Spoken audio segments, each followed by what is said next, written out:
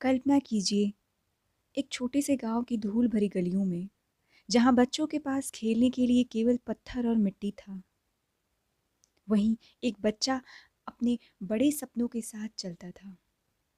उसका नाम था भीमराव अंबेडकर, और उसके हाथों में कोई जादुई शक्ति नहीं थी, न ही कोई दौलत थी। बस एक अटूट जिज्ञासा और असाधारण साहस था। लेकिन क्या आप जानते हैं, उस समय समाज में उसे अक्सर अछूत कहकर अपमानित किया जाता था। गांव के बच्चे उसके पास खेलने के लिए नहीं आते। उसके लिए सार्वजनिक कुएं और मंदिर भी बंद थे। सवाल उठता है, कैसे एक ऐसा बच्चा जिसे बचपन से ही समाज ने पीछे धकेला, आगे बढ़ने की ताकत पा सकता है। अगर आप होते उस बच्चे की जगह, तो क्या आप इतनी कठिनाई के बावजूद पढ़ाई में आगे बढ़ पाते? भीमराव अंबेडकर का जन्म 14 अप्रैल 1891 को महू, मध्य प्रदेश में हुआ।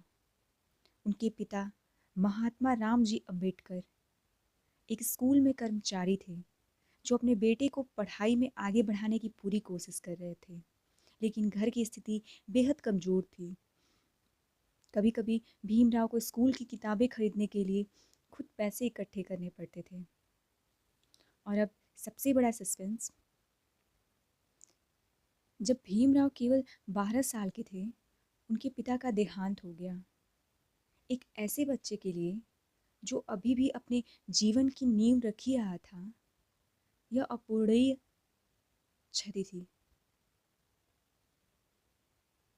लेकिन यही वह मोड़ था जिसने उनके जीवन की दिशा बदल दी। भीमराव ने महसूस किया कि शिक्षा ही उसका सबसे बड़ा हथियार है। उन्होंने तय किया कि गरीबी, जातिवाद और सामाजिक भेदभाव उनके सपने को रोक नहीं सकते। आप सोच रहे होंगे, इतने कठिन हालात में भी उन्होंने पढ़ाई कैसे जारी रखी? क्या सच में एक गरीब, अकेला बच्चा दुनिया के सबसे बड़े नेताओं और विद्वानों के साथ मुकाबला कर सकता था? क्या आप जानते हैं कि भीमराव अपने गांव की लाइब्रेरी में घंटों बिताते थे, सिर्फ किताबों के जादू में खो जाने के लिए? भीमराव के जीवन की यह शुरुआती कहानी हमें यही सिखाती है कि असली ताकत परिस्थिति में नहीं, बल्कि इंसान की सोच और जिज्ञासा में होती है। और यही जिज्ञासा उन्हें धीरे धीरे भारत के संविधान निर्माता की दिशा में ले जाएगी। सोचिए, एक बच्चा जो समाज के सबसे निचले पायदान पर खड़ा था, अब अपने गांव की गलियों से निकलकर स्कूल के दरवाजे तक पहुंच चुका था। लेकिन स्कूल भी उसके लिए कोई आसान जगह नहीं थी। वह जब स्कूल जाता, तो क्लास के कोने में अलग बिठाया जाता। पीने के लिए, पानी के लिए अपनी खुद की बोतल लानी पड़ती। क्या आप सोच सकते हैं कि इतनी बेइज्जती के बावजूद एक बच्चा पढ़ाई जारी रखे? फिर भी भीमराव को एक चीज़ का भरोसा था, ज्ञान ही सबसे बड़ी ताकत है। उनके बड़े भाई और परिवार ने किसी तरह उन्हें आगे पढ़ाई के लिए सपोर्ट किया। सन 1907 में उन्होंने मैट्रिक की परीक्षा पास की, और पूरी बिरादरी में यह पहला मौका था जब किसी ने मैट्रिक की परीक्षा पास की। यह खबर ऐसे फैली मानो कोई चमत्कार हो गया हो। क्या आप जानते हैं कि उस समय मैट्रिक पास करना आज की डिग्री या पीएचडी करने के बराबर माना जाता है? इस सफलता के बाद भीमराव ने अपनी पढ़ाई जारी रखी। एल्फिंस्टन कॉलेज बॉम्बे में उनका दाखिला हुआ। यहाँ उनकी दुनिया और बड़ी हुई। उन्होंने पहली बार समाज की वास्तविक तस्वीर को करीब से देखा। अंग्रेजी किताबें, इतिहास, राजनीति, दर्शन, सब कुछ। उन्होंने महसूस किया कि भारत के समाज को बदलने के लिए केवल भावना नहीं, बल्कि ठोस कानून चाहिए। भीमराव को शिक्षा के लिए विदेश जाने का मौका मिलता है। उनके महाराजा सयाजीराव गायकवाड़ ने उनकी प्रतिभा को पहचाना और उन्हें विदेश में पढ़ने के लिए छात्रवृत्ति दी। सोचिए, जो बच्चा बचपन में पानी के लिए तरसता था, वह अब London school of economics and Colombia university जैसे संस्थानों में पढ़ने वाला था। क्या आप जानते हैं कि अगर गायकवाड़ की स्कॉलरशिप न मिलती तो क्या भारत का संविधान किसी और के हाथ में होता? 1913 में भीमराव अमेरिका पहुंचे। वहां उन्होंने कोलंबिया यूनिवर्सिटी से पॉलिटिकल साइंस और इकोनॉमिक्स में डिग्री ली। यहीं पर उन्होंने समाज के हर पहलू को गहराई से समझा, बराबरी, लोकतंत्र, न्याय और अधिकार। क्या आप जानते हैं कि अमेरिका में पढ़ते हुए भीमराव ने मजदूरों के अधिकारों और महिलाओं की स्थिति पर कई शोध लिखे थे। फिर लंदन में उन्होंने कानून और अर्थशास्त्र की पढ़ाई की। दिन में लाइब्रेरी और रात को काम। उनका जीवन एक मिशन में बदल चुका था। उनकी सोच अब पहले से भी ज़्यादा स्पष्ट थी। भारत को एक ऐसा समाज चाहिए जहाँ सब बराबर हो, जहाँ कानून सबके लिए एक जैसा हो, जहाँ किसी को उसकी जाति, धर्म या लिंग के आधार पर पीछे न रखा जाए।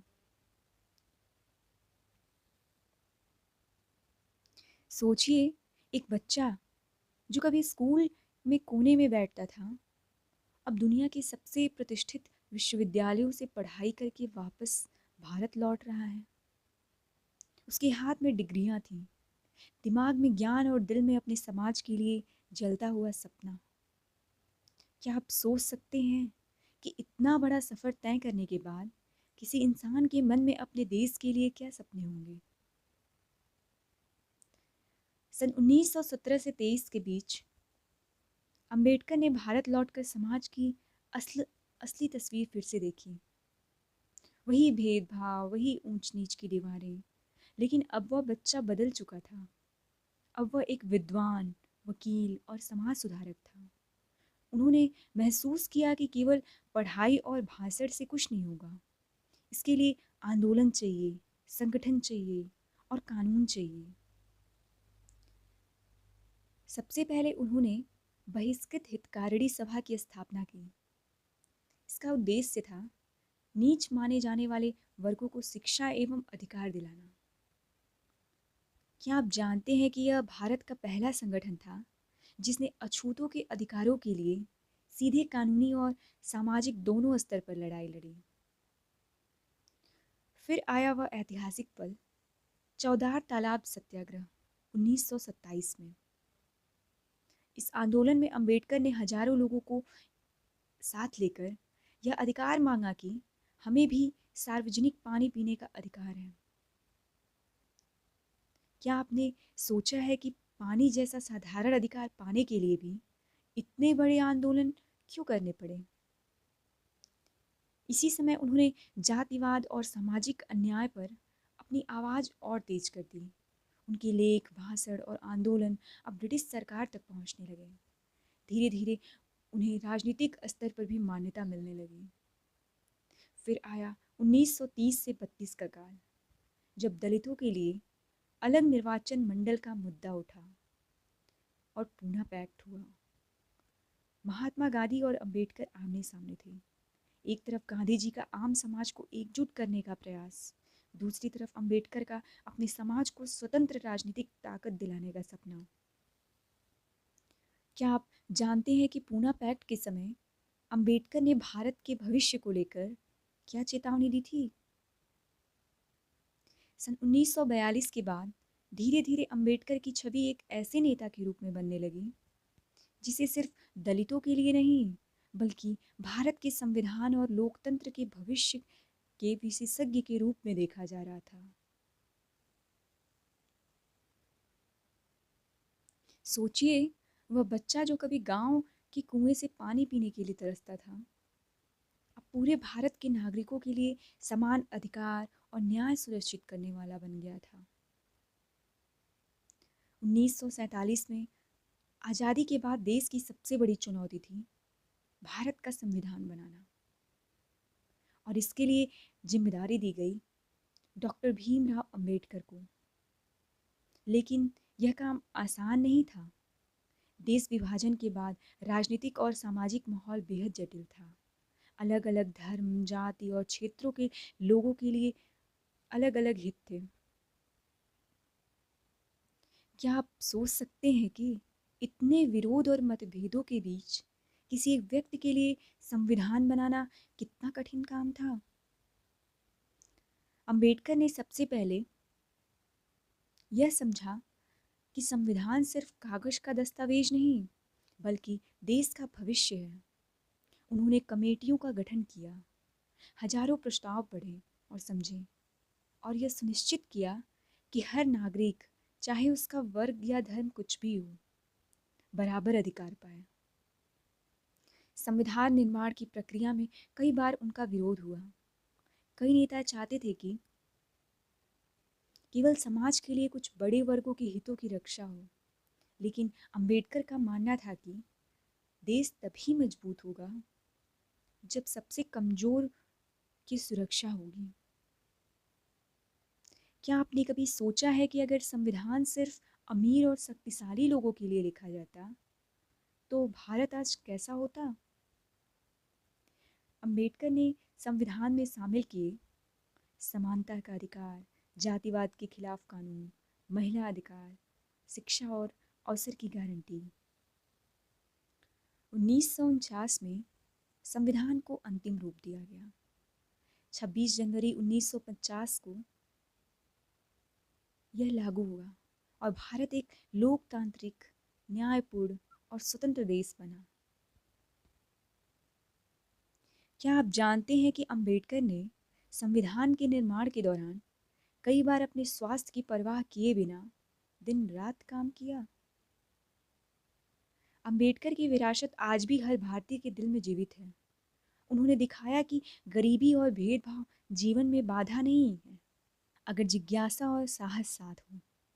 तो अगली बार जब आप भारत का संविधान पढ़ें या अपने अधिकारों के बारे में सोचें, तो याद रखिए, यह सब उस गरीब बच्चे के संघर्ष, साहस और अदम्य जिज्ञासा का नतीजा है।